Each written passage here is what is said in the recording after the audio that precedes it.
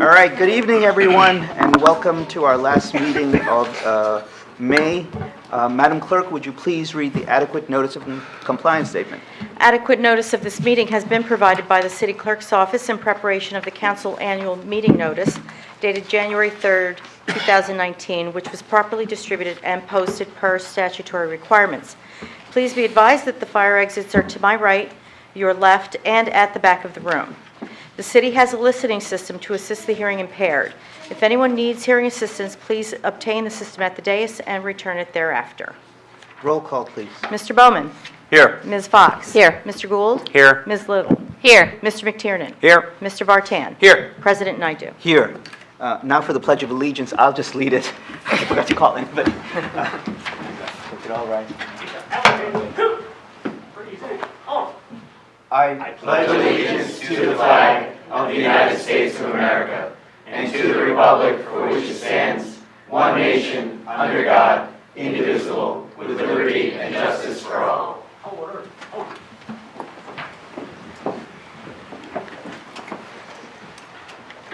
Thank you. Madam Clerk, would you please read the notices regarding a closed session, hearings, and comments? A closed session meeting as authorized by state statute was announced and held prior to the start of this meeting, and the known items for discussion were listed on the published closed session agenda. Please be advised the council meetings are broadcast live on Comcast Channel 36 and Verizon Channel 30, and rebroadcast on Thursdays and Saturdays on Hometown TV on Comcast 36 and Verizon 33. When invited to speak, please come to the lectern, clearly state your name and address, spell your last name, and speak into the podium microphone so that your comments can be understood by all and properly recorded. Whenever an audience or council member reads from a prepared statement, please give or email a copy to the City Clerk's office at rlicatis@cityofsummit.org. To help facilitate an orderly meeting and to permit all to be heard, speakers are asked to limit their comments to approximately 3 minutes or so in length. Unless you are using an electronic device to follow the meeting agenda or need it for professional emergency contact purposes, please turn it off. Thank you. Thank you. Now on to approval of minutes. Do I have a motion to approve the minutes of regular and closed session of May 7th, 2019? So moved. Second. All those in favor? Aye. Any opposed? Any abstentions? Great. Okay, moving on. Reports, Madam Mayor. Thank you very much, Council President. Good evening, everyone.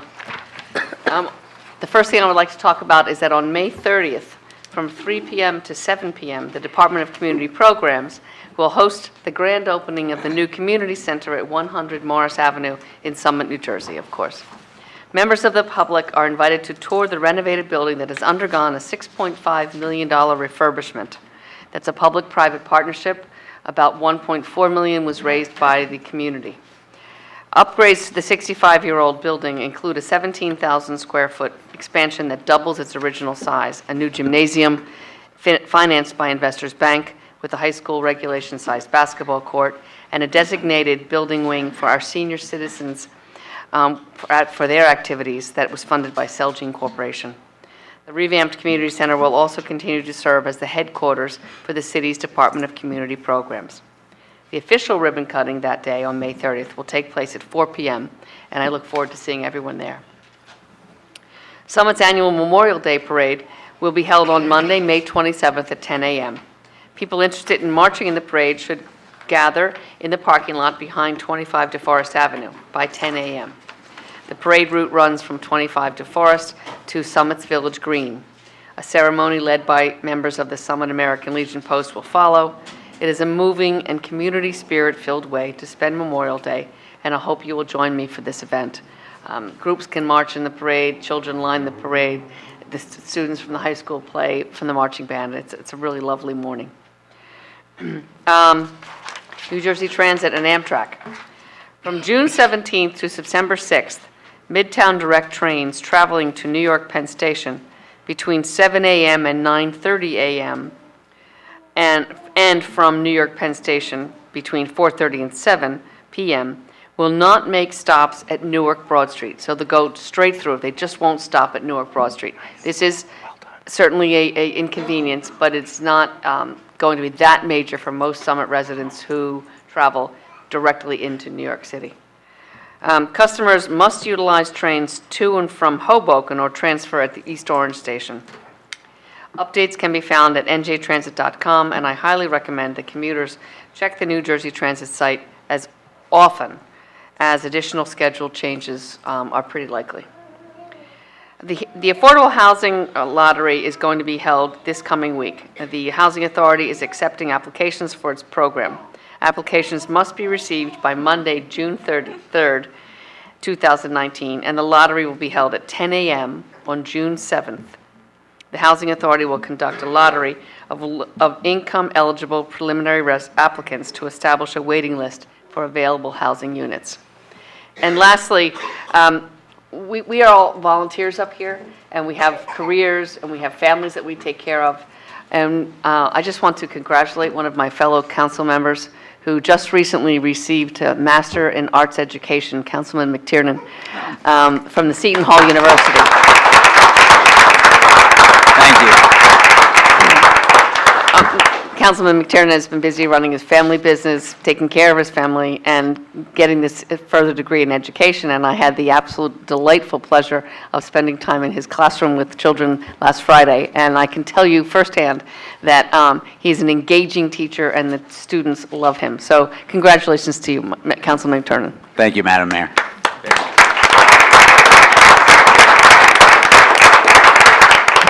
That's it. Thank you. Now on to our city administrator, Michael Rogers. Michael. Thank you, Council President. Council President, I don't know if you noticed, but we changed our cups up here. Thank you. We were inspired by the, was it the 8th graders who came here a few meetings ago.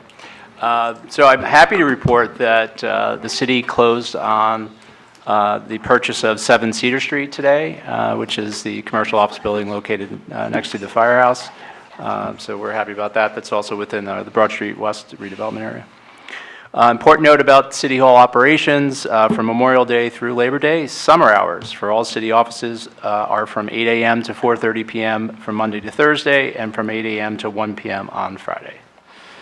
Annual sewer utility payments are due on June 15th. Bills with payment instructions were mailed to property owners 2 weeks ago. Please call the tax collector's office, 908-273-6403 with any questions.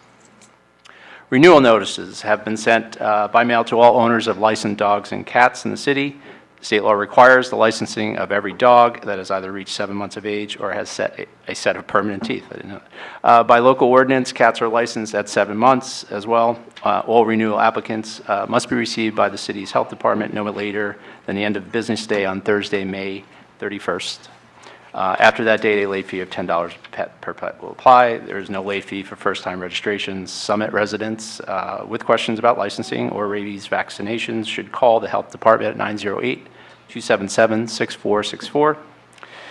The Broad Street Garage will be closed for fire suppression system testing beginning 3 p.m. on Saturday, June 1st, and remain closed for the entire day on Sunday, June 2nd.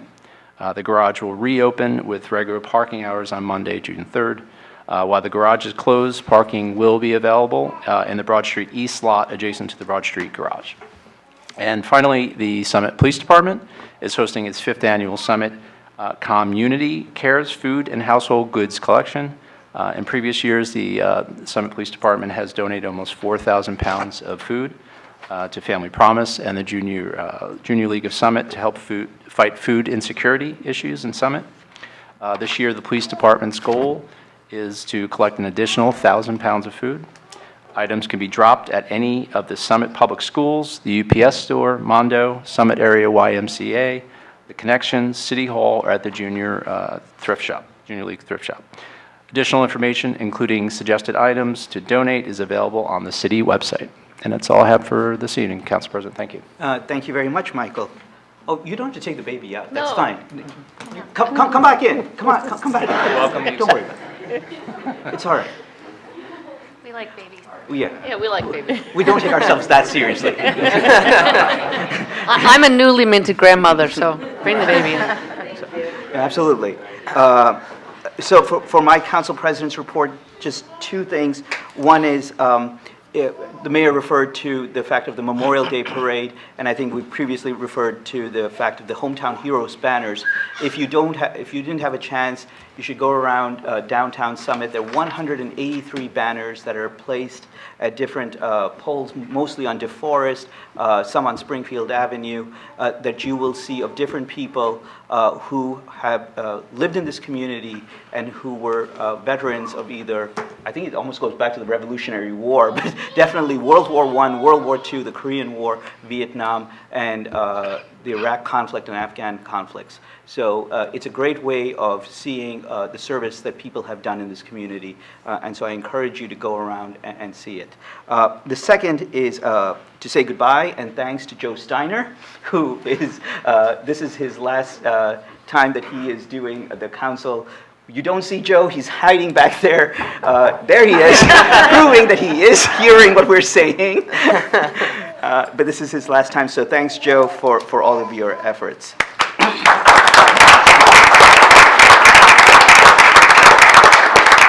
Okay, with that, we have a swearing in today. We do. Of Police Officer Christopher Walsh, and I'll turn it over to the mayor.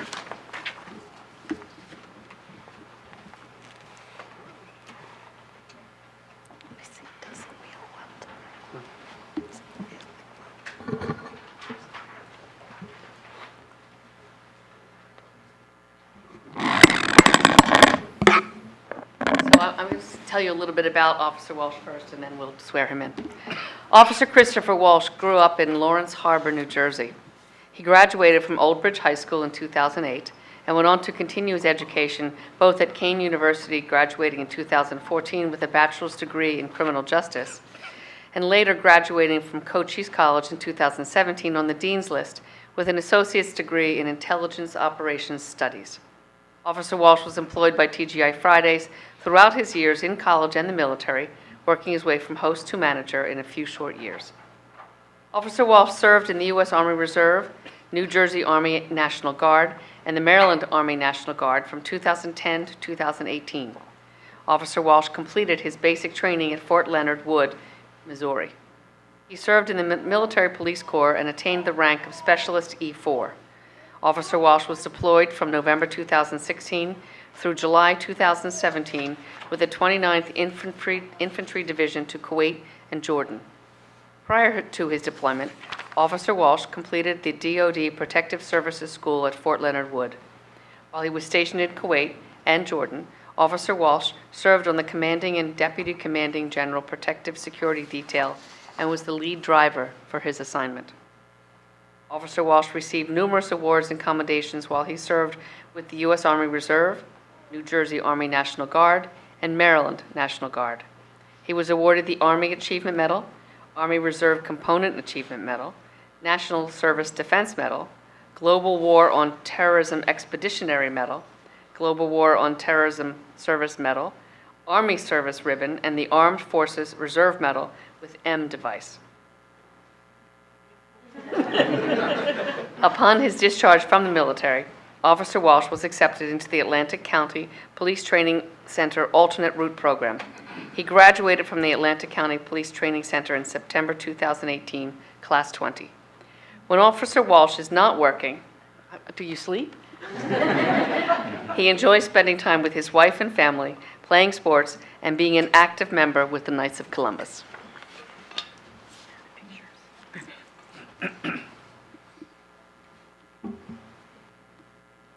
I, Christopher Walsh, I, Christopher Walsh, do solemnly swear do solemnly swear that I will support that I will support the Constitution of the United States the Constitution of the United States and the Constitution of the State of New Jersey, and the Constitution of the State of New Jersey, and that I will bear true faith and I will bear true faith and allegiance and allegiance to the same, to the same, and to the governments established and to the governments established in the United States in the United States and in this state and in this state under the authority of the people. under the authority of the people.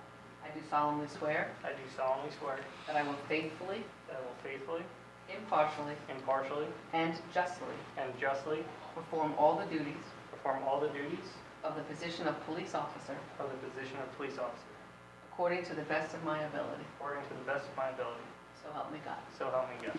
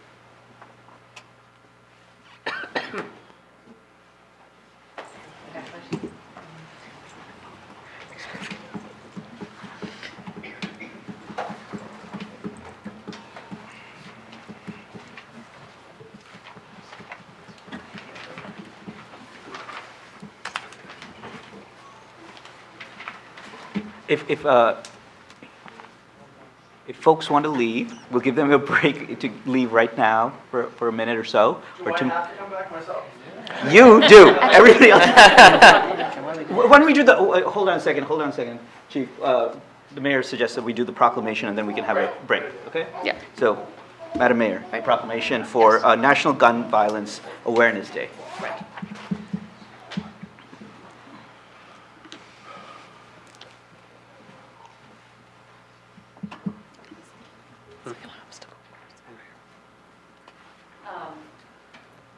Would Diane, do I still come up here? Whoever's accepting the proclamation, please come. I think we all come up. Sure, you may all come up. You may not all speak. No, please. That's fine.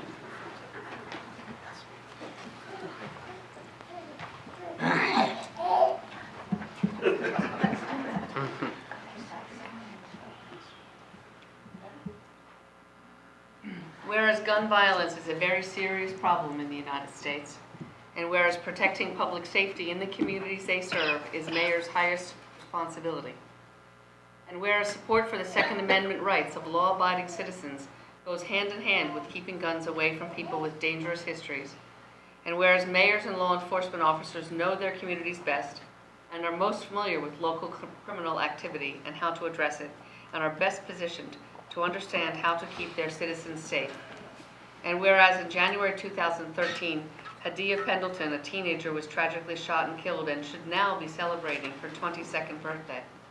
And whereas to help honor Hadia, a national coalition of organizations has designated June 7, 2019, the first Friday in June, as the 5th National Gun Violence Awareness Day. And whereas the idea was inspired by a group of Hadia's friends who asked their classmates to commemorate her life by wearing orange. They chose this color because hunters wear orange to announce themselves to other hunters when out in the woods, and orange is a color that symbolizes the value of human life. And whereas we renew our commitment to reduce gun violence and pledge to do all we can to keep firearms out of the wrong hands and encourage responsible gun ownership to help keep our children and residents safe.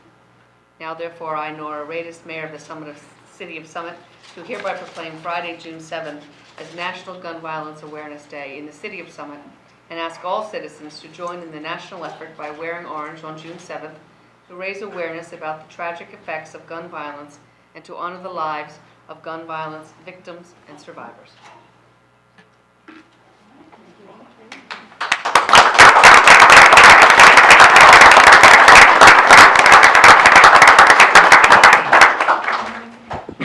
Maybe we should get involved.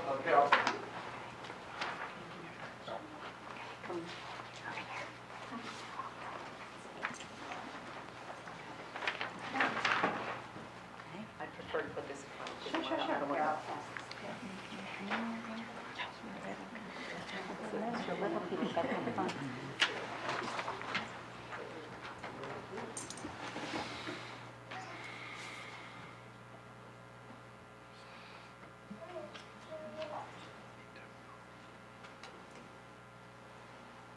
Thank you. Here, you can take Thank the, you, Mary. here's some photos. That's great. Thank you, ladies. Thank you for your hard work. Thank you. Thank you so much. Thank you. Thank you. Thanks. Oh, do you want, We have a moment to speak? yeah, absolutely, absolutely. Please do. Okay. Glasses are here. Okay. Thank you, Mayor Radis and council.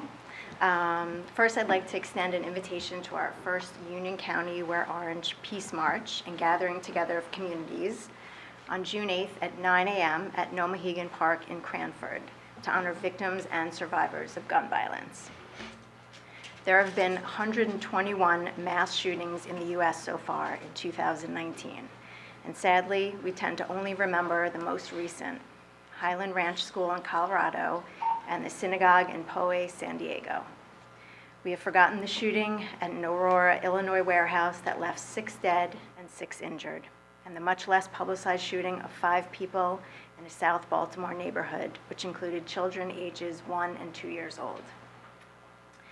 If I could, I'd like to ask for a moment of silence for all the victims of these shootings, along with the victims that we never hear about because gun violence is so prevalent in our country. And in your silence, I'd like you to think about this. If we spent 1 minute of silence for every person killed or injured this year, we would have to remain silent for 252 hours. 1.5 weeks of silence, and the year is not half over yet. When you bow your head, imagine a lifetime of trauma as a survivor. When you bow your head, imagine the silence lasting forever when you can no longer put your arms around your friend, your parent, your sibling, your child. So we can take a moment now.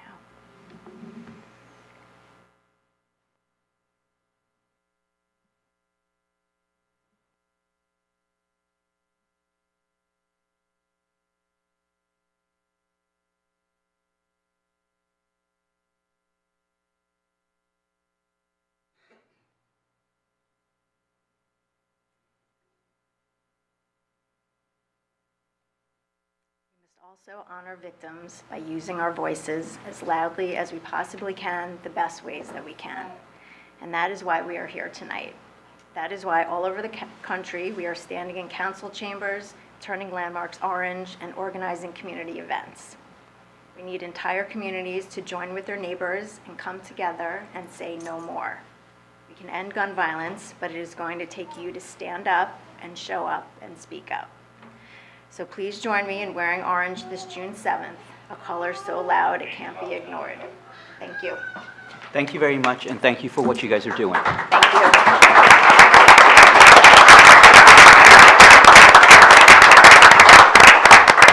Okay, now we will take a 2-minute break for folks who want to leave, except for the chief, who is required to stay, and everybody else. If you guys want to leave, you can. Otherwise, please stay. There is a presentation from the Great Swamp. So,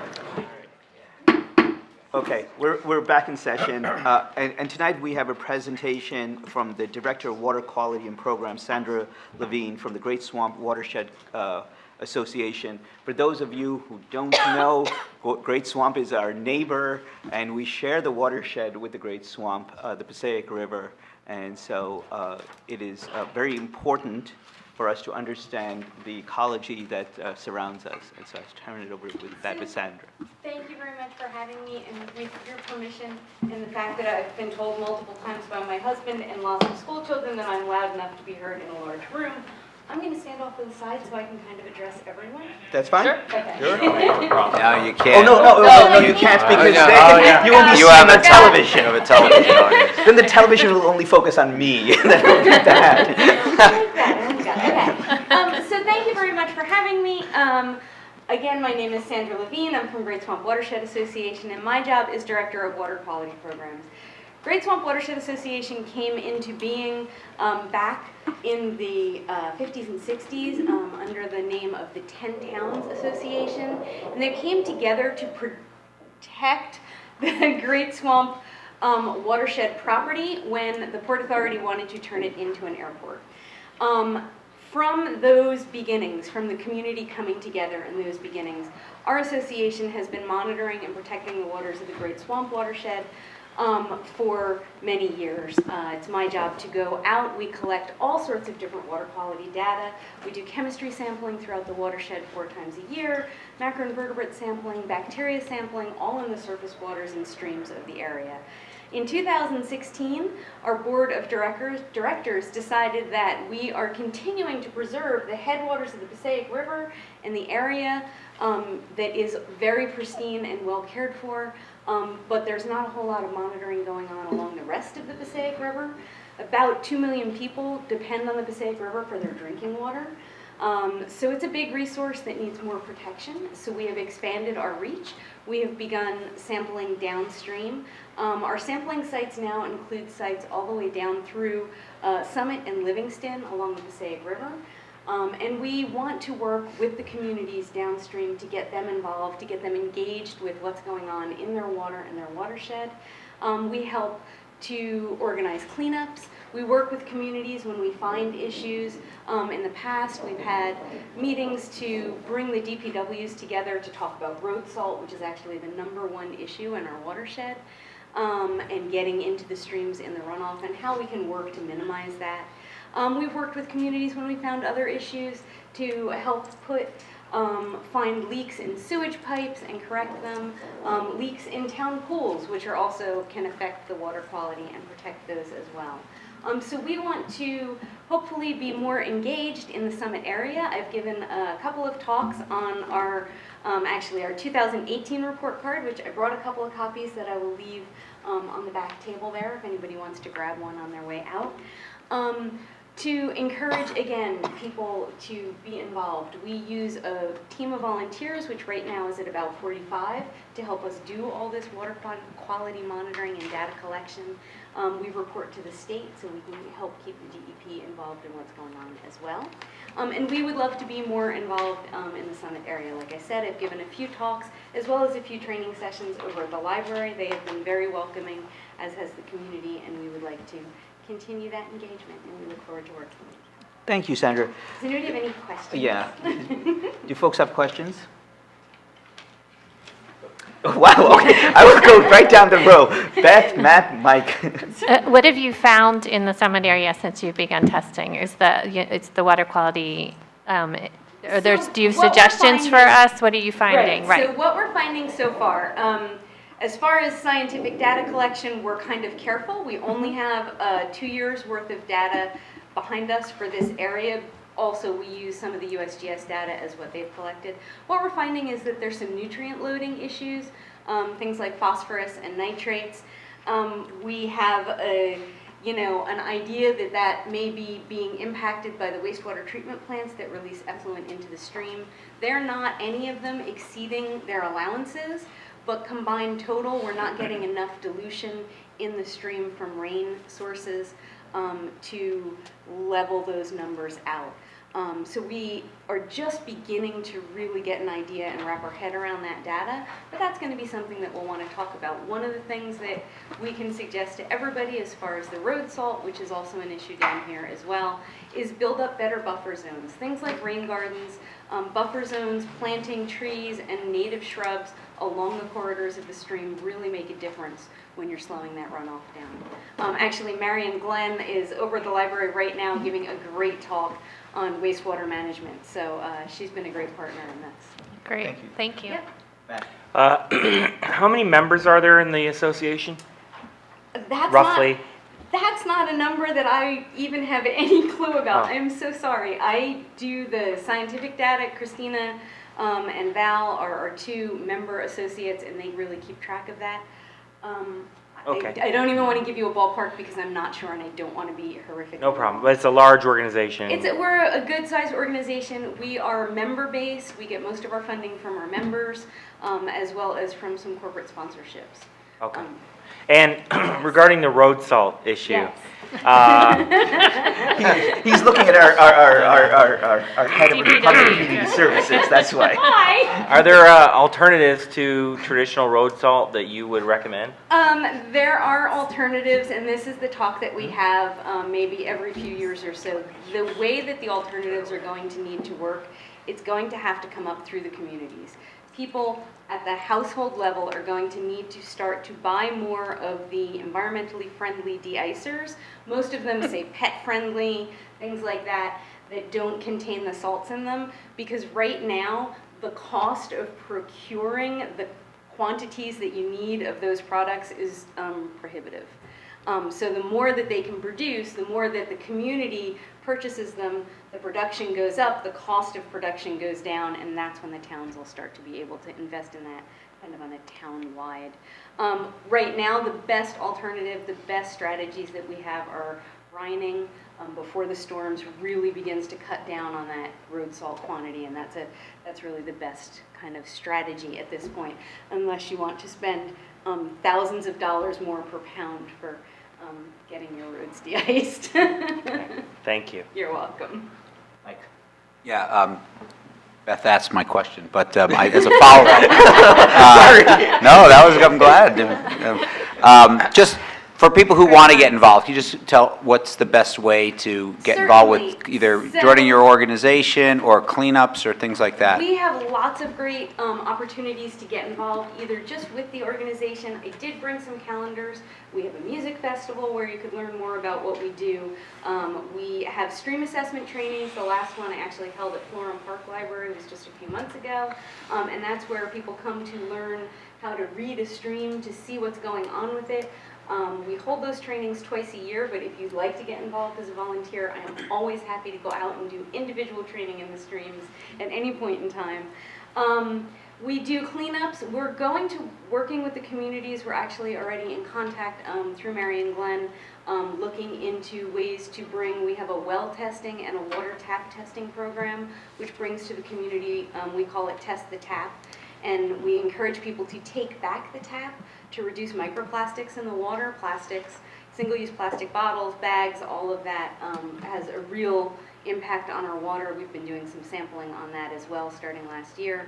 And we're finding plastics in the water up as far as Jockey Hollow, so they're kind of everywhere. So by encouraging people to get their house water tested to make sure that it's safe at a discounted price, it really helps the community to see that their tap water is safe to drink. So we're hopefully going to be running that this summer in Summit as one of our drop-off stations. So that is another way people can get involved. That's great. I'm a big proponent of Summit tap water. Yeah, actually, you guys have really good tap water. Marjorie? Thank you, Council President. I was wondering, is all of Summit in the watershed, in the Great Swamp watershed? I believe there are parts of Summit that are in the Raritan watershed. Okay, so you're basically talking about just the parts that are the Passaic River that Yeah, apply. we're sampling the Passaic River and some of its tributaries in the area. Yeah. Okay, thank you. You're welcome. Steve? Oh, okay. Thank you for the presentation, first off. And my one question is, you didn't really tap on, and I'm sure there's a lot of it, is the pesticides and the organic versus Right. fertilizers so, and the like. fertilizers and such. So we do not currently test for pesticides regularly when we are testing the stream water. Unfortunately, pesticide sampling is prohibitively expensive to do wide-scale pesticides. We do occasional pesticide testing throughout our sampling. As far as the fertilizers, we certainly encourage organic fertilizers. My personal vote is to get rid of your yards. Which isn't really what anybody wants to hear. It's funny because Marion Glenn was over at the beginning of her presentation, she was saying the same thing. The best thing you can do is break up your lawn. Everybody wants some lawn, picnic table, fire pit, whatever, but the more you can break that up, the less lawn you have, the less runoff you get and the less fertilizer you need to use. If you can break it up with native plants and native vegetation, then you're not going to need fertilizer, you're not going to need to water. So that's really a great option. In general, for fertilizers, there are some pretty basic rules that are actually laws in New Jersey as far as when you can use them and how much you can use them. Phosphorus is no longer available in fertilizers that you can buy, what I call over-the-counter. If you go to the local hardware store, the fertilizers you buy no longer have phosphorus in them in an effort to keep that out of the waters. So we do certainly encourage that. We have an area on our website that talks about environmentally friendly or river-friendly living, and there's lots of different tips of things you can do in your house, things you can do in your lawn to encourage clean water in the watershed. Nora? Hi, thank you very much for your presentation. Would you mind making sure that our city clerk has the booklet so that we can put out through the city through the communications office your website and tips and how people can reach out to you? I can send you this as a PDF if that makes it easier. That would be be great. easier. That would be- Thank you. Thank you. Thank you very much for all your hard work. You're welcome. Yeah. Thank you so much for Hold on, having me. hold on, wait a second. I will Is there send anyone that. from the public that has any, oh, wait, Beth I just has have another one. more. Yeah, Just there one you more go. follow-up that first of all, I just wanted the people at home to know, I believe Paul Cascase can concur that we do brining ahead of storms, and we are aware of that issue, so Summit's on top of that. Also, in the recent Earth Day, we did clean up we added the area along the Passaic River, and we are looking at improving that area. So you said that you have suggestions for plantings and things that can be done along the river. Is that something you would consult with us on as we Certainly. continue to Yes, I would be do happy that? to- That I would be happy wonderful. to work with you. That would be As well great. as my coworker Hazel England is our director of stewardship, Mm-hmm. and she works with a lot of our stewardship programs to help design and talk about what things are good to plant Great. and protect the river that way. That's wonderful, thank you. You're welcome. Vivian, come on. I'm sorry. No, come up, just come up, and so this way people can hear the question and answer. You mentioned having people's water tested in their homes, and you provide that service, or? So what we do is we work with a lab, at no cost to us, we don't take any of the money, and the lab allows us to, by doing a mass testing with lots of people involved in one day, they essentially offer the testing at half cost.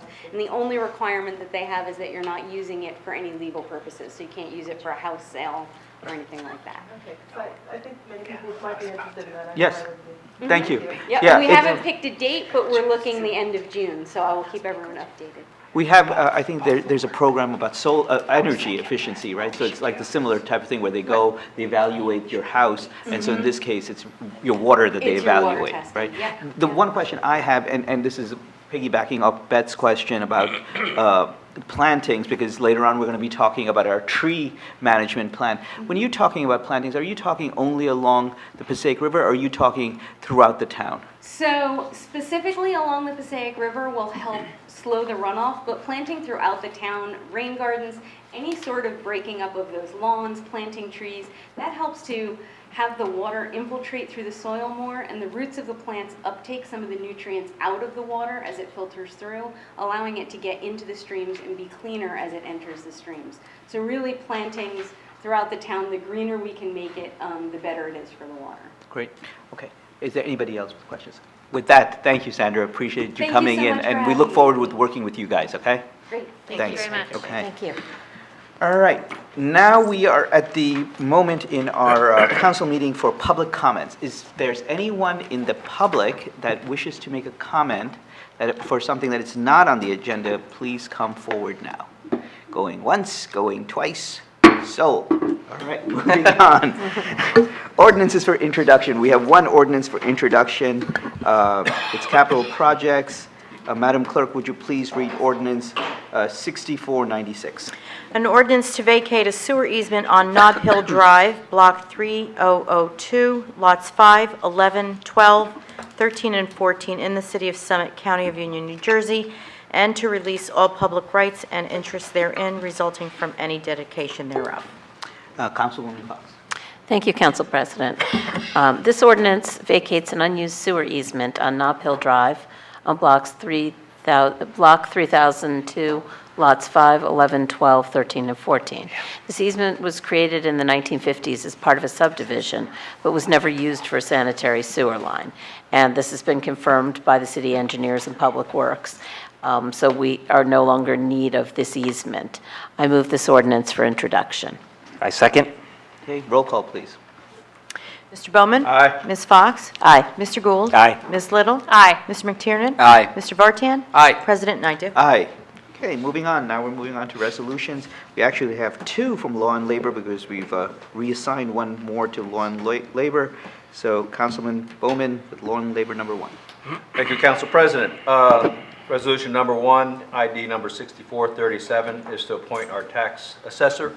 As we discussed in closed session, Tim O'Connor has been doing a fine job of assessing both commercial and residential properties throughout Summit. So I'm looking to appoint him, which would then also give him tenure.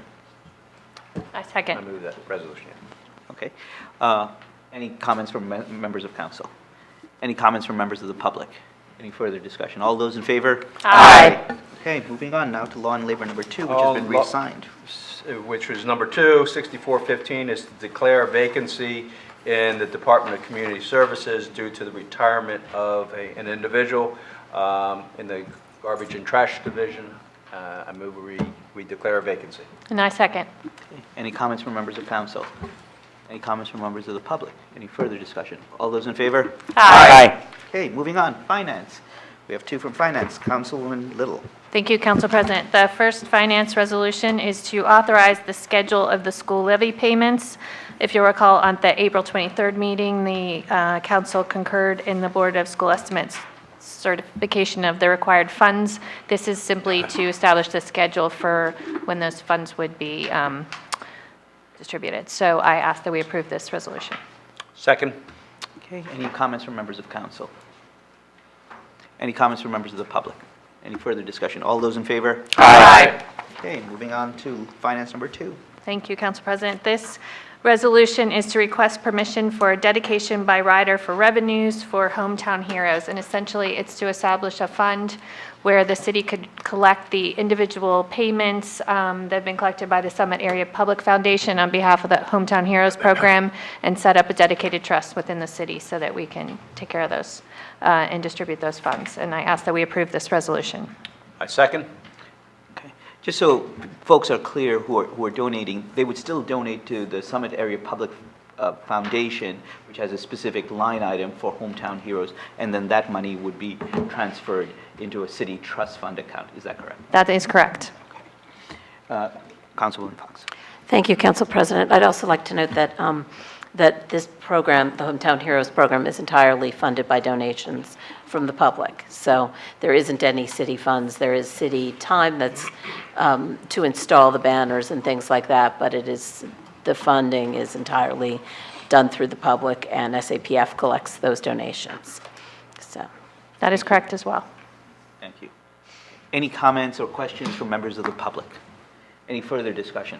All those in favor? Aye. Okay, moving on, safety and health, we have 1. Councilman Farquhar. Thank you, Council President. Safety and Health Resolution Number 6508 amends the city's contract with the architectural firm LeMay Erickson Wilcox. Thank you to Chief Evers and Michelle Caputo for clarification on the terminology involved here. So I'll summarize for those here and watching at home. In December of 2018, the council passed resolution number 38628, which established the contract with LeMay for 5 total phases of work to be completed for the new fire station. They are design, development, construction documents, bidding, construction administration, and post-construction. The city is still in phase 1 right now, which is design development. As part of that, an environmental investigation of the soil and potential contaminants at the site was completed by Pannoni, a subcontractor.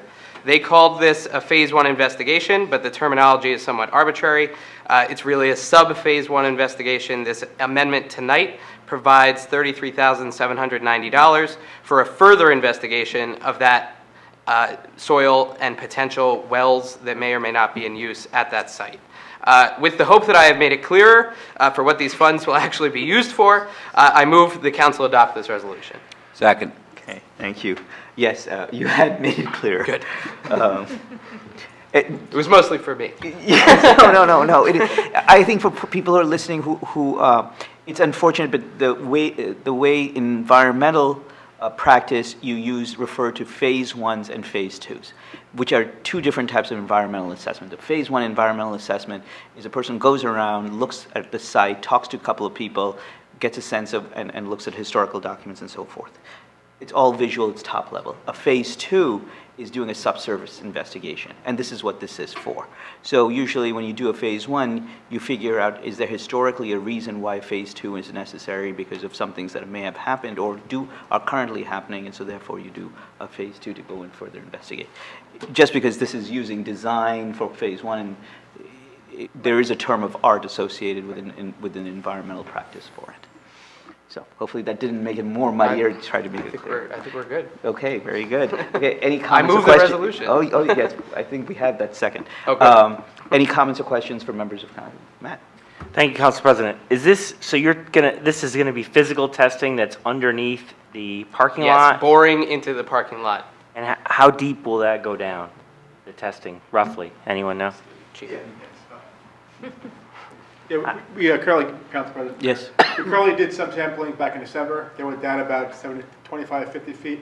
This is going down no more than 100 feet. I just want to get a good idea of what's beyond that ground. That site was in years past, there was a commuter off-rail for the trains way back in the 1800s and 1900s. They hit some minor contaminants. They want to make sure nothing else in that site. So, but probably no more than 100 feet for their votes and estimates.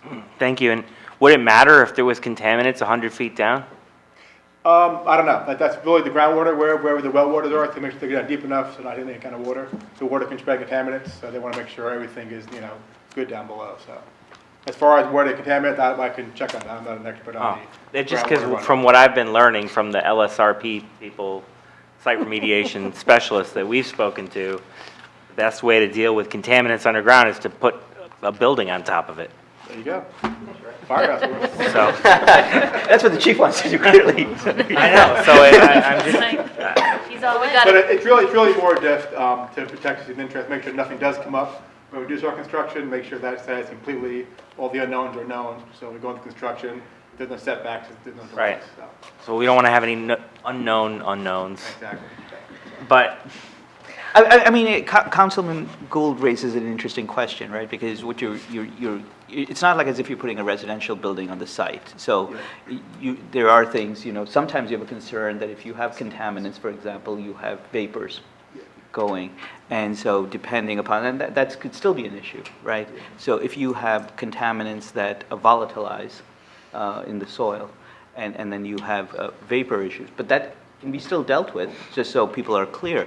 There are ways of dealing with having vapor contamination in the soil when you construct a building. And if I could just clarify, contaminants aren't only, there's other contaminants like metal and unknowns in the ground. So, and our purpose is, it's a heavy building, you want to make sure that the soil compactability is where it needs to be. So it's not only bad stuff like chemicals, it's also contaminates foreign objects. That rail line, as people may know, that some of the train station used to be elevated. Years ago, they dug it out, make it flat. All that material got put over that site. So I want to make sure there's nothing, no surprise, no metal. They did hit some old rails in that site when they were drilling. I want to make sure all those cool contaminants are also, out of the ground as well. So not only bad chemicals, but we talk about contaminants in the ground. Just non-stuff that wasn't there originally when, before they started digging. So that clarifies it all. Thank you, Chief. Thank you. Anyone else? Any comments or questions from members of the public? Any further discussion? All those in favor? Aye. Okay. Thank you. Thank you. Okay, we have 4 from Capital Projects. Councilwoman Fox. Thank you, Council President. Capital Projects Number 1, Resolution 6484, is this resolution awards the bid for the 2019 microsurfacing through the Summit City Cooperative Pricing System. And this is a cooperative system that Summit is in charge of, and it includes 5 communities. This bid includes Chatham Borough, New Providence, and Millburn, as well as Summit.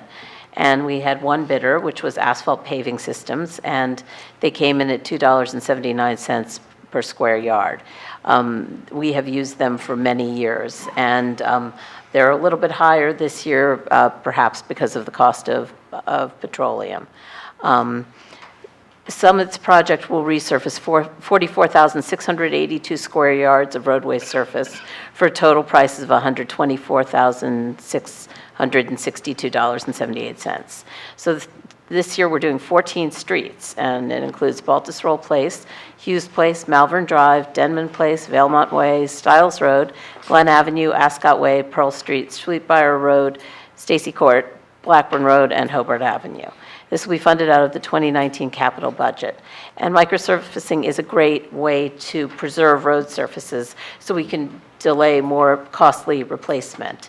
So this is a good way of preserving our roads and keeping them in good condition, which is good for the taxpayer. So I move this resolution. I second. Okay. Any comments or questions from members of council? Mike? Paul, you probably could answer this. What was the price last year? So last year was 10 cents a square yard cheaper. So this contract is going to increase, based on our square yardage, about $4,500. It's like 3% roughly, a little less. And as Councilwoman Fox said, we believe that the increase is due to petroleum costs, but also labor costs that go up every year as well. Great, thank you. Okay, thank you. Anyone else? Oh, Steve? Yeah, I just want to, thank Paul and the capital projects, because I'm a big believer in the micro paving. It extends the life, and the fact that we can do it relatively inexpensive and without massive disruption to the community. So, I wholeheartedly support this. Thank you, Steve. Anyone else? Any comments from members of the public? Any further discussion? All those in favor? Aye. Okay, moving on to capital projects number 2.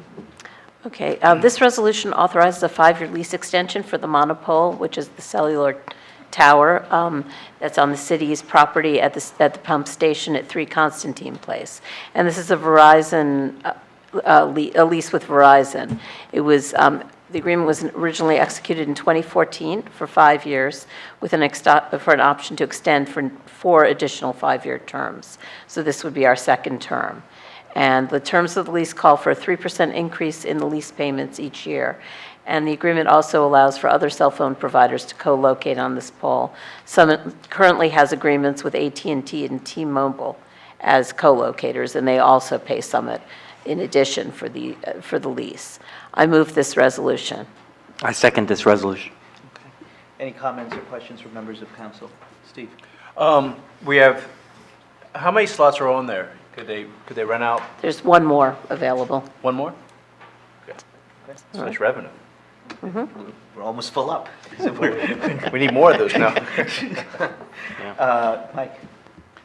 Thank you, Council President. No, I remember when we did this the first time, and it was a great way to find revenue where none existed before. So I applaud Paul and his team.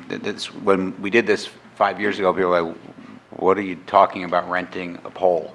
But it's good money, and it's obviously, it serves a need too, because it's nice to have cell service in town. It means you get the 4 bars when you're going around. So it actually is kind of a win for our residents as well as revenue for our city too. So fully support this. Thank you. Mike, Matt? Sorry. Thanks. I'd also like to note that when we were discussing it, there have never been any complaints about this pole.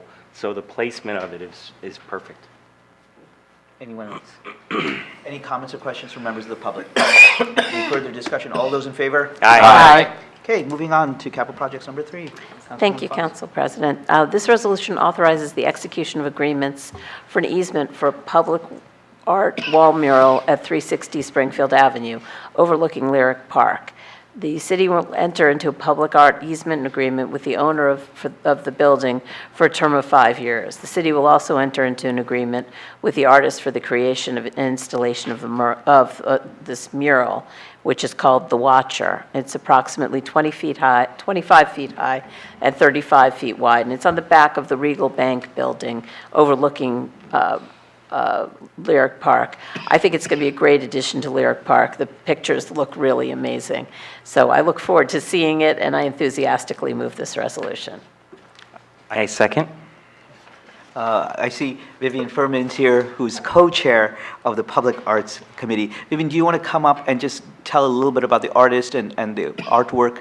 So for folks who haven't seen it on the city's This package. is a large heron, and what you're seeing is that bird in profile.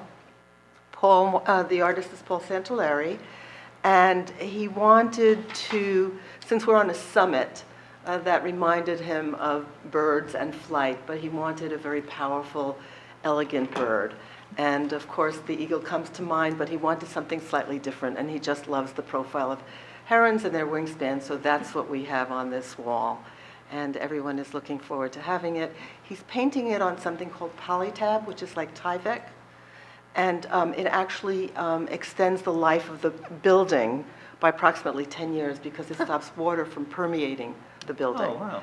So everybody wins. Yeah. And it's guaranteed to look pristine for 5 years. But Paul is a member of the Mural Arts Program in Philadelphia. He's been doing that for 30 years, and he has murals that have been up for 30 years. Summit Public Art hopes that we'll be able to replace it if the building owner is amenable within that 5-year period with something else, so move it along. Great, thank you. And just as a point, and this ties into our previous presentation about the Great Swamp, by the Passaic River, in the area that some of us were involved in cleaning up during Earth Day, there actually lives a great blue heron, yes. So it is actually apropos of our town to have a heron there. Okay, any comments or questions from members of council? Mike? No, I would encourage people to go on the website to see what it is. I mean, Vivian works very hard on selecting art.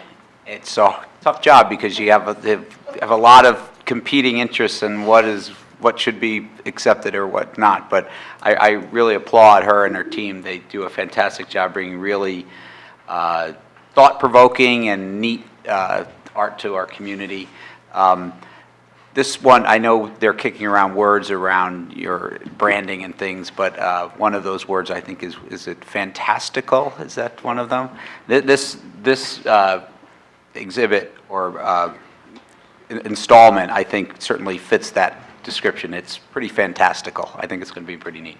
I do too, and I think when you go around town and you see the color that is brought by the different pieces of art in and around the buildings, I think it makes the downtown pop. It does. I can imagine just for a moment. Yeah, sure, So many people will comment when they come and summit about the art that they see all around town that is just so unusual. And having murals, we have opportunities. We have places we can put murals. And as you know, in Philadelphia, it's astounding what they have down there. So to have this gentleman who's from Philadelphia, who does work down there, sort of as an entree, who knows what the future will bring. So I really want to thank you for all your hard work and in hard work and in a very gracious and lovely way. So thank you. Thank you, and of course, thank you to all the members of Common Council. Our experience with the city is extraordinary. I want to thank, I don't think he's here tonight, but Aaron Schrager has been just amazing. And Ron Kavanaugh is here tonight. Right there, Ron Yes. is there. I don't know Ron is up there. Right there. There he is. So Ron has been incredibly helpful and responsive to my frantic calls around every 30 seconds. So thank you all so much for all your support. Thank you, Vivian. Okay, Matt. Sorry, thank you, Council President. Vivian, just two questions. I mean, I've seen it and I love it. Can you remind us where we can see the picture of the depiction of it? What website were they referring to? Now, I don't think it's probably, we have a newsletter that we put out approximately monthly, and I believe it's on that. Okay. But it's approved tonight, he's starting tomorrow. Oh, I'm sorry, Vivian, you're going to have to come up. Oh, yeah. We heard the knocking. If it's approved tonight, I'm going to text the artist, and he's going to start coming tomorrow. It should be up in a week. Oh, Oh, wow. Awesome. That. Oh, wow, It's really? done. He painted it at home. Oh, wow. So it's the wallpapering that he's going to be doing. Okay. Yeah, so- It'll be fun to watch that. Yeah, well, he's going to bring a camera, and we've also notified some of the people on the committee, so we'll be filming that as it progresses. Can you let us know when it's going to be happening so we can just let people might want to, Absolutely, Yeah, absolutely. yeah. I will. Because they had the other artist who was done. The thing by Pizza Vita, by the Pizza Vita, overnight they thing. had the Yeah, guy with that the was robot. a very different Yes. technique, of Yes. course. Right. We're having hopefully a second mural coming as well. This one, the artist was painted at home and is going to bring this polytab and Right. mount it, and then fill in the seams, if you will.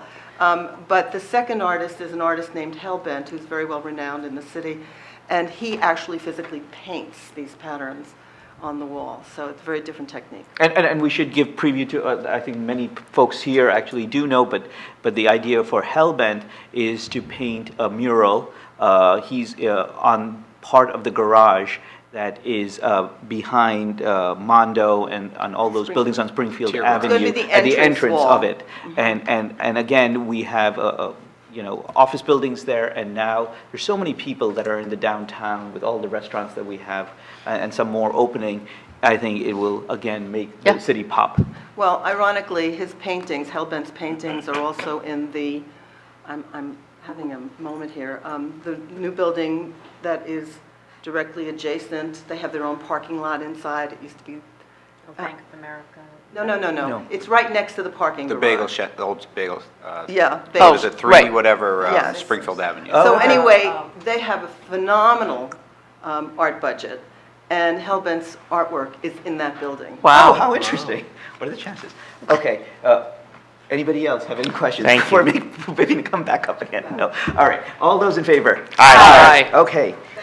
Thank you, Vivian. Okay, moving on to the last item of capital projects, number 4, Councilwoman Fox. Thank you, Council President. This resolution authorizes the city to submit the Community Forestry Management Plan for the period of 2019 to 2023. The City of Summit developed its first Community Forestry Management Plan in 2000 and submits it every 5 years. This document outlines the goals and objectives of maintaining Summit's urban forest and details the city's responsibilities, such as promoting and preserving trees throughout the community. An approved community forestry management plan offers communities liability protection as well as the opportunity to apply for certain grants. Summit has received $140,000 from these grants from 2002 to 2012, and there are currently available grants that Summit can apply for after this plan is approved. As I've mentioned several times, and we've talked about this a lot at Council, preserving Summit's tree canopy is important not only for aesthetic reasons. Trees prevent erosion, help control stormwater, help reduce urban heat islands, among other benefits. And that's some of what the Great Swamp Watershed representative told us tonight as well. So it all kind of ties together. So anyway, I move this resolution. I second. Okay. John Linson, our forester, is here, and if he has a few comments, if he wants to make, John, come on up, say it, and if folks have questions also of John, this is the time to do it. Thank you. Absolutely. Yeah, this is our 4th management plan officially, but, Summit's had a tree program from the year 1, and we actually had a management plan going well before the Community Forestry Act in 1986. But this plan does, as Marjorie mentioned, enables us to apply for grant money. In a sense, we're jumping through preconceived hoops that the state has put together. The plan addresses inventory and hazardous tree identification and management, planting and maintenance and care, and then there's a responsibility to get continuing education credits in order to maintain our approved status. I will say that this present Shade Tree Advisory Committee has been very active in bringing up new ideas. I've been doing this for 43 years for various towns, and I have to admit I'm a little stuck in my ways sometimes. And then as we have some new ideas and some new blood on the committee, I've been very encouraged that we're really stepping up to the plate. Now, this plan doesn't necessarily confine us to just doing what the state is looking us to do. We have plenty of room for creativity. We are really concerned about the loss of our ash trees and the loss of tree canopy. The city itself, we can only do so much in terms of maintaining our own street trees and trees on public properties, but the greater loss is on private property. So we're addressing that, being a little more aggressive in our enforcement of the tree ordinance, and we're moving forward. Okay, great. Hold on, John. Do folks have questions? I'm sorry, Matt. Thank you, Council President, and thank you for that report.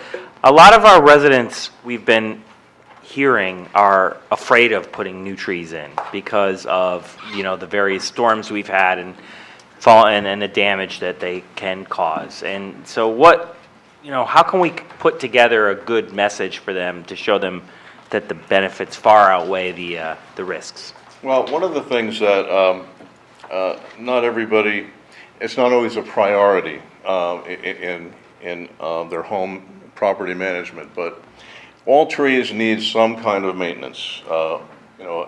Generally, they say every tree should be pruned at least once every 10 years. We'd like to encourage people to take a stronger look at the trees on their property. There's a lot of preventive maintenance that can take place. Structurally, weak crotches could be cabled.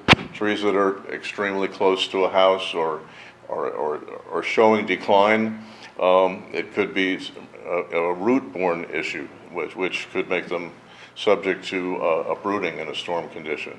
So there's ways of perpetuating older trees, geriatric trees, crown reduction pruning. There's a material called Cambistat. It's a growth regulator that kind of programs the trees, older trees, to be healthy as opposed to trying to grow larger. So there's a lot of techniques that have come up in the last few years. Using girdling roots is very often a problem, and there's a lot of techniques with using an air spade to investigating the root systems of trees. There's been a lot of technology developed for investigating decay in the trunk of a tree. And it looks fine from the outside, but I use a very primitive method. I have a little mallet, and I tap on it. If it sounds hollow, it has some concern. If a tree is more than 30% decayed in a trunk or a limb, that presents a hazard. That's something that needs to be done to address that. So I think one of the emphasis that we have is public outreach. And I see that this Shade Tree Advisory Committee is being very active in generating news releases. We've had a lot of cooperation here at City Hall and on the website, and we are planning on doing something in cooperation with Reeves Reed Arboretum to bring in some outside speakers to encourage people, whether it's a weekend or an evening. We've had some talks at the library, but we intend to have some scheduled meetings where we have speakers that will be addressing trees on private property and trying to encourage people to step up to the plate and really recognize what's going on in their yards. You have to look up, and a lot of people, just the pressures of going to business every day, coming back and forth. You finally get a little break and you go away on the weekend, but how much time do you spend in your yard enjoying the trees that you have and investigating the trees and even observing that there might be a problem with your trees? So we're moving in that direction. I feel like a lot of what you said is very important, but it makes it seem scarier, actually. Well, the storms have certainly risen our awareness of what can happen, and potentially, any tree in an 80-mile-an-hour wind could blow into your neighbor's yard, and let alone hit your house. So there's a lot of very qualified licensed tree experts in the area. And the best thing is to have somebody make an annual inspection of your yard. And it doesn't cost anything to get an estimate, doesn't cost anything to get a tree expert there just to look around. They don't necessarily need to make a sale. Most tree experts, we're bound to a code from the Board of Tree Experts to stick to, if we see something hazardous, we have an obligation to bring it to the attention of the property owner. Right. Thank you. Norm. So recently, after Earth Day, I received a letter from every single child at Jefferson School about what they thought should happen in the environment. This goes from kindergarten through 5th grade. And the vast majority of their suggestions were plant more trees and don't cut down trees. And now these children are not observing this in and of themselves, obviously. They're hearing it from their parents. So it is something that is top of mind for a lot of people. I'm glad to hear the Shade Tree Advisory Committee is being a little bit more engaged coming up with ideas. I mean, does it make sense, or do you think that they would entertain the idea of coming up with a pamphlet, not just like a lecture or a newsletter, but a pamphlet of, this is what you need to look for? Get a tree inspection each year. It doesn't cost you, because I think people are afraid to hire tree people because they think it's going to cost them a lot of money. But if you can just get the inspection, so I would encourage you to get the Shade Tree Advisory folks to look in that direction, because it is something that people are aware of, because if these little kids are aware of it, they're not coming up with that idea by themselves. It's a changing environment, the storms, in fact, in preparing this report, which was supposed to really be done a year ago, I do a windshield survey. I drive every street in the city, and I come up with a list of trees that need pruning, removal, planting opportunities. And I did this just before the storm in March of 2007. I did it in December, and I had to do it again because all the data that I had collected was corrupted by the storm in March from 2007. So it's just,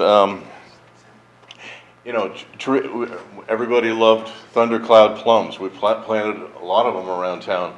And then, now we're cutting them down because they have black knot. There's always something, and we've been trying to use some native species, as our council president has a preference for those. So, but if you think of, what's a normal tree? A normal tree is in the woods with, the leaves fall and they decay and they go back in the soil. But we ask a tree to grow in the city, in de-icing brine, in a lawn situation with lawn chemicals. So we ask a lot of trees in general, and some of the natives work pretty well, and sometimes, the cultivars of natives or even trees that have been introduced from other countries are really more appropriate in some of the locations where we are trying to grow something. Trees do add a lot to the value of the city, but there's a lot that goes with it. We, all the trees that were planted 12, 14 years ago when you redid the downtown, a lot of them are encroaching on signage and canopies. We had a tremendous bird roosting problem on Summit Avenue, particularly near the diner. So we used a different kind of a pruning technique than is normally recommended. We took out a lot of the inner branches on the trees where the birds were roosting. So we made it uncomfortable for them. Normally you want to leave those branches in there, but it was causing a terrible problem on the sidewalk. If you go down Summit Avenue now by the diner, the sidewalks are clean. Right. So it worked. So we're always adapting our program. We're always looking for alternatives and species. And shipping crates come in from China with emerald ash borer, and now our ash trees were having a hard enough time with ash yellows, and now, although we haven't seen any definitive emerald ash borer right here in Summit, I've seen it in Chatham, I've seen it in West Orange, I've seen it in Montclair. So it's around. It's just inevitable that all of our ash trees are going to go. Anyone else? Steve. To help you on the answer of the mayor's question is, I am the shade tree representative, and we have had conversations about different types of education that we're going to be doing. When we take a tree down, we're going to let people have more notice. And when we plant a tree, we're coming up with a little pamphlet that says this is how to maintain it, and so we're looking to really expand on the communication that comes out of the city on tree maintenance. All right, thank you, Steve. Thank you, Steve. One more. Sure, man. Thank you, Council President. Is there some very simple answer, like, here's a type of tree that you could plant that isn't going to get too big and isn't going to need that much maintenance?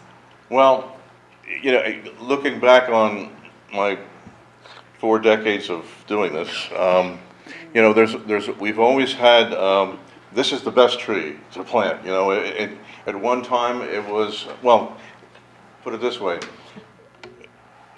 all of us now, we've inherited situations from prior generations where they thought, oh boy, Norway maple is a great tree, street tree. And in many cases it is, except it has girdling roots, lives about 45 to 55 years, and then it gets verticillium wilt. And then if you plant an entire street of one species and they all die within a 45 to 55 year plant, all of a sudden you've got, you went from a full canopy to nothing. So what we found is variety is the way to go. And there's been fad trees, not only Norway maple, but flowering pear. You go in a lot of other towns, and there's still, every tree on the street is a flowering pear. And they grow too big to be underneath wires, so they get contorted and V'd out, and some of the smart people are rounding them over and making little meatballs out of them, but every time you think that there's a perfect tree, there isn't. There's always some flaw. Right now we have, Paul Cascades was a big advocate. We planted a lot of these ruby red horse chestnuts, and they're blooming right now. They're beautiful blossoms. But every so often, you get a wet, cold spring, and you get leaf anthracnose. So then they're dropping brown leaves by the end of June, and people are calling up, wait, why did you plant such a tree that has problems like this? Well, it only had a problem this year, but all the other years, it's a great tree. So they all come with some kind of a drawback, and they all require maintenance. And but they beautify, they produce oxygen, which we like to breathe. That does help, There's a lot of good benefits, and it's sort of like you walk down Springfield Avenue, and it's like you don't even think how beautiful these trees are, but because they're there. If they weren't there, you would. You might miss them, but it's sort of like mom and apple pie. You expect that there'd be street trees out there, and we've done a pretty good job, but we have to roll with the punches: insects, disease, drought, storms. I wish there was a perfect tree. I just was thinking to get more people to plant them in their yard. Well, Yeah. so let me raise 2 points, two separate ones. First, when I look at this plan, and I see that I think there certainly were improvements that have been made to this plan. One of the things that concern me is that if one looks at the last 10 years, the number of trees that were taken down, that were city trees, versus the number of plantings, is clearly skewed towards taking down more than that were replenished. It's just, there's not a comparison. There's some years that we're taking down almost 150 trees and we're planting 50 trees in replacement. I don't think that, this is my personal opinion, I don't think that's sustainable. I don't think that that's what the city wants, the residents want, and I think we have to find a better way of making sure that for the next few years, we need to catch up to where we were, because we have been essentially in the last 10 years in a deficit. And I understand that there's been storms and all of these kinds of things, and I understand, look, the fact of the matter is, getting up every morning, there's risk involved, right? So there's risk involved in driving your car, there's risk involved in having trees, there's risk involved in having telephone lines, there's risk involved in everything. So I don't think decision-making is based upon the idea that, oh, trees may one day fall down, and therefore the city shouldn't be planting as many trees. We have to find the right locations. We just had a person come in, talk specifically, and this is not the first person. We've had the Environmental Commission come in and talk about the need that we've had a reduction in the tree canopy, and that has a direct impact upon our stormwater, how much is being drained. The other interesting fact in the report is that last year we had seven more inches of water than the previous year. We're seeing all around the changes in global climate change that have a direct impact on what the environment is here in Summit. We just can't ignore it. And those things have consequentially also a direct impact on everybody's pocketbook. Because the more money that we need to spend on sewer infrastructure and other types of hard infrastructure is dollars that we cannot spend on other discretionary things. It's just, there's only so many dollars to be collected and there's only so many dollars to be spent. Trees, to me, strike me as a more effective way, long-term, of dealing with these problems. And so I would encourage us, and the Shade Tree Commission, and you, and Paul, and everyone who's involved in this, to focus on trying to get to a much higher number of city-planted trees. The second thing about private, my understanding is of the city's tree ordinance that private residences, when you get a tree permit, you have to either replace the tree or you have to give money. Is that correct, John? Right. Yeah. And I think we need to do a better job, because it's not fair. It's not fair to the folks who actually follow the law, right? Because there's some folks that will say, okay, if the city's not going to pay attention to this, I don't have to do it. So either they're not spending the money on planting the tree, or they're not spending money and giving it to the city. But there's a whole bunch of folks that know the law and that they follow it. And it's not fair to penalize people for following the law. It makes the law seem either silly or something we're doing is wrong. And so what I would ask between now and before the end of this year, because what I would like to do is have the Shade Tree or you come back before the end of this year and talk about these specific issues of how we're dealing with it, come back and talk about what is our plan for making sure that we are actually enforcing the laws in our books. Laws have consequences. People should know if there's a law there, people need to follow it. We just don't put laws there for people to ignore. So those are my two comments. Anybody else? Okay, thank you, John. Okay. Okay, moving on to adopt the resolution. All those in favor? Aye. Okay, with that, we have now moved on to the consent agenda. Anybody want to make a motion to approve the consent agenda as presented? So moved. Second. Okay, all those in favor? Aye. Okay. Council member comments or new business? Anyone? I have two things. You do indeed, Greg. You do indeed. Okay, thank you, Council President. Two things. The first is that it's Emergency Medical Services Week. I became a member of the Summit Volunteer First Aid Squad 9 years ago. Our squad responds to approximately 2,000 calls per year. Our squad is run completely by volunteers and funded completely by donations. The squad saves thousands of lives and also saves taxpayers millions of dollars every year.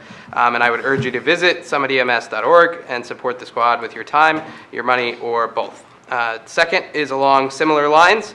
It is also Stroke Awareness Month. According to the Centers for Disease Control, strokes kill about 140,000 Americans every year. That's approximately 1 out of every 20 deaths. 87% of these strokes are ischemic, meaning blood flow to the brain is being blocked. So with this kind of stroke, there's something called the golden hour. That means when the signs and symptoms are detected, if you can get a CT scan and the appropriate medication administered within 60 minutes, you have a very good chance of recovering completely. Overlook Medical Center has been designated a comprehensive stroke center by the state of New Jersey. We're lucky to have these resources in town, and I would urge you to please take a moment to research more about the signs and symptoms, and if you suspect you or someone you know might be experiencing symptoms, call 911 right away. Thank you. Thank you, Greg. Okay, anyone else? Mike? I'm going to one-up Greg because I have 3 things. Oh, geez. All right, after this, nobody gets to get to 4. I'm just telling you right now. It's going down. First thing, I was lucky enough to attend last night's award ceremony at Montclair State University. It was the Fox Awards for the best, I guess an easy way to say it is non-musical plays in the state of New Jersey. So there were over 50 awards because there's lots of different categories. But Peter and the Starcatcher was the fall production that Summit put up. And also, I think it's Our Town at the middle school was also up for some awards. So Summit was very, very well represented as far as nominations go. We did come away with 2, which was very cool, and I'd like to congratulate them. For Best Lead in a Comedy Adaptation, which is what Peter and the Starcatcher was, Junior Ian Alvidrez won as Best Lead. So a really cool thing. He actually did a little performance on the stage with one of the other students in the play. It was really cool. So he won that. And then the entire production was a winner for the best overall production in a comedy adaptation. So that's a really big deal and a great award for all the hard work for not just the students, the cast, the crew, the costume designs, but obviously also for the teachers who direct and get that thing really going. So fantastic evening last night, and Summit did really, really well. Second piece of business would be on May 31st at 1 DeForest Avenue, the Parkline is having their annual fundraiser. You can go to summitparkline.org if you'd like to buy a ticket. It's a fun evening. They do it up on the roof. Just like Hometown Heroes, the Parkline is being created by private donations. The city manages it and cleans it and things like that. But this whole thing, as our memo of understanding states, is they need to raise the money themselves. So this is a way for them to do it, and it's a fun evening. Lastly, I would like to thank the mayor for joining me. I was teaching third graders government, and we talked about federal government, state government, and local government. They were not too impressed with me being on the council. It just wasn't doing it for them. So I was like, I know someone who can really impress them. And Madam Mayor was gracious enough to come and spend a couple hours with 20 third graders. They had a lot of great questions for her, and she did a fantastic job. And it's nice to see young people with a lot of civic-minded questions and a lot of engagement. It makes me optimistic for our future, so I did want to say thank you. But I will say that the fourth graders that you taught saw you on TV, and they were impressed. They were impressed, only because I'm on TV. It's the television thing. Anyone else? Okay, with that, I'll entertain a motion to adjourn. So moved. Okay, second. All those in favor? Aye. We're adjourned.